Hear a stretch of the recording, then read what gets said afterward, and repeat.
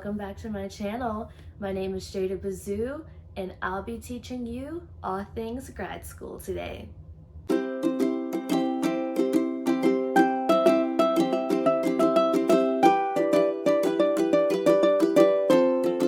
So, hi guys, welcome back to my channel. As I previously just said, I know I've been gone for some time, but I was finishing up my undergraduate degree and I was super busy, and I just really wanted to have the mind space and the time to dedicate to my YouTube channel, and I knew that I couldn't put out content the way I wanted to while I was finishing up my degree. But your girl is graduated. I now have a bachelor's in science with a major in biochemistry and a minor in neuroscience. So yes, yay! Give it up for me. I'm super happy. I graduated from the Xavier University of Louisiana, so if there's any Xavier alum or Xavier fam there, leave a comment below. Go XU. I love my Xavier family. But I also will be revamping this page. So previously, throughout my undergrad time, this page was more so like a vlogging page. I now want to document and give tips and updates as I go to grad school. So as you probably saw from the thumbnail and the name of this video, that I did indeed get into grad school. So I'm very excited. It was something that's always been a long-term dream of mine, and I'm just so happy to be able to share this with you all and to share my dream of becoming a scientist and take you guys along with me. So in today's video, I will be letting you guys know all the tips and tricks I personally did to get into top chemistry graduate programs across the country. So stay tuned because you're not gonna wanna miss this. Hi guys, before we get into today's video, I would like to tell you guys about All Things Ethereal LLC. All Things Ethereal is a college care delivery package company that delivers all of your necessary needs right to your college dorm. Anything you need can deliver to your dorm, apartment, home, wherever you're staying. And I know that many of you are going back to school soon and you're going to be moving in, and everything you need can be found on this website. I'm not even kidding you guys. Study materials, laundry materials, and even things that you may not even thought you may have needed for your room. So simply go to Google and type in All Things Ethereal and go to their website and search and buy anything that you might have forgotten to buy, or you know that you're going to want in your room as you're moving in for college. And so on their website, I love how everything is so organized and everything is so cost efficient, and it cuts back on the cost of having to go to the store, because who has time to go to the store when they're in college? Honestly, I personally never had time. And look at this bundle, you guys. All of these laundry materials, there's first aid kits. Literally, like, who needs to go to the store when you can get your study tracker and planner from online? It's just really so awesome. And I just really hope that you guys go and sign up to be an Ethereal member. When you purchase something and the order is over $50, you get free shipping, which is great. And I just want to remind you guys that the website is called All Things Ethereal, and if you're interested, go ahead and click the link in the comment section or go to your Google browser and search and order all the things that you might need for college. Let's get into today's video. So my first suggestion, or I guess tip in this segment, would be apply to as many schools as possible. I personally applied to 9 schools, and they were on a range of like schools that were really hard to get into, schools that I was like pretty certain that I could get into, and then schools that I was like, okay, maybe I'll get into, maybe I won't get into. So I had like a high, medium, low range. Some people would say that 9 is a lot. I managed my time I managed my time well in my senior year, so I was able to get 9 applications out. Some people aren't. 5, 6 is also great. 2, 3, also great. As long as you're putting yourself out there, beautiful. So the 9 schools I applied to were UC Davis, UC San Diego, UC Berkeley, University of Washington, Georgia Tech, MIT, Emory, University of Rochester, and UPenn. I got into 5 of those schools. The 5 schools I got into were UC Davis, UC San Diego, University of Washington, Georgia Tech, and Emory.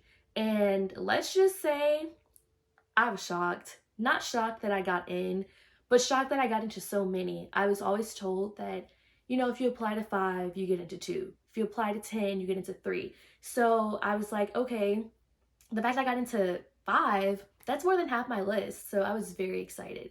So that's tip number 1. Apply to a lot of schools and apply to schools that have range with them. So, a safety school, mid-range schools, and then reach schools. Here's tip number 2. Once you have a list of schools that you know you're going to apply to, reach out to staff at that school and contact them. Say, hey, I'm interested in applying to this school. I see that your research that you're doing is super interesting. Would you mind telling me more about your research? And a little insight, professors love to talk about their research. Honestly, it is the most adorable thing, and I think the thing that I look forward to most when I'm in that position is telling people about my research. So if you show an interest in their research, they're going to remember you the next time their application comes across their desk, and they're going to be like, this is the person who wanted to hear all about my research. So definitely consider reaching out to not only one professor but multiple professors, because the more people you speak to, the more they're going to remember your name coming across their table. Number 3, I would strongly suggest that you have 3 very strong letters of recommendation specific to that school. So sometime within probably 3 to 6 months before you turn in your application, you should approach 3 people who you feel like can write you a very strong letter of recommendation.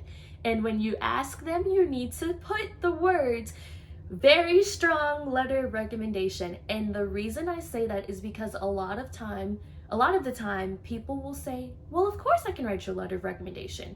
And they will just use a generic template that they probably use for the vast majority of their students, and you don't want that. You want someone who can speak to who you are in the classroom, someone who can speak to who you are with your work ethic and the type of person you are.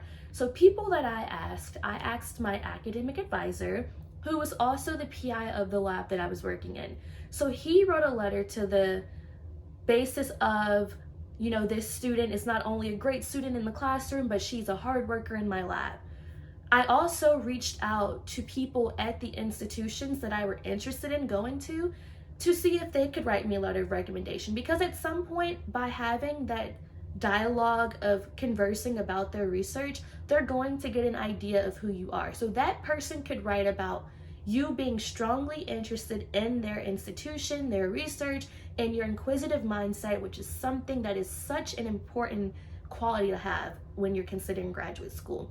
Another person you might consider is a professor, a mentor, a previous boss, a coworker, anyone who can speak and attest to your capability of being an inquisitive person, a responsible person, a mature person, and someone who is ready to be going into grad school. So here's tip number 4.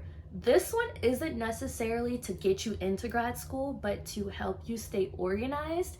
I strongly recommend that you create a folder on your computer, your iPad, your phone, specific to each school you're going to apply to. So when you finish your personal statement that says, I really like this institution, and you name that school, you need to highlight that school and put it in its own folder so that you're not turning in a letter or an essay or a resume to a school that is not listed in your paperwork. I think that that is such an easy thing that could happen, and honestly it has happened before, not to myself but to others, and most of the time admissions will overlook that. However, if you and another group of applicants are all super strong and they're like, oh my gosh, I don't know, all of these people are so great, they're going to start to be nitpicky and be specific on who they really want. And so if they're like, well, this person was organized enough and remembered and was clear that they named the correct institute, that other person who didn't do that is probably not going to get that last seat if there is a number of seats left, because some schools do only admit a certain number of students each year. Your personal statement is the staple item of your application. And so, of course, it has to be all about you, all the things why you think you're a great fit for that school, and truly speak to who you are as a person. You can't be there to tell the person reviewing your application all the amazing things about you. So you need to make sure that this statement piece does so. And you need to review it. Don't just write it in one sitting and think that that's the most perfect version. I mean, it might, but you want to go back and check for errors, and you also want to get someone else to check it for you too. So I personally let my letter writers review my personal statement, and it really helped me to hone in on what was really important, and especially because they already have a PhD and I'm trying to get what they have. This concludes my video in my new series revamping my page of all things grad school. I really hope you guys liked the content. If you guys have any further questions, put them in the comments below.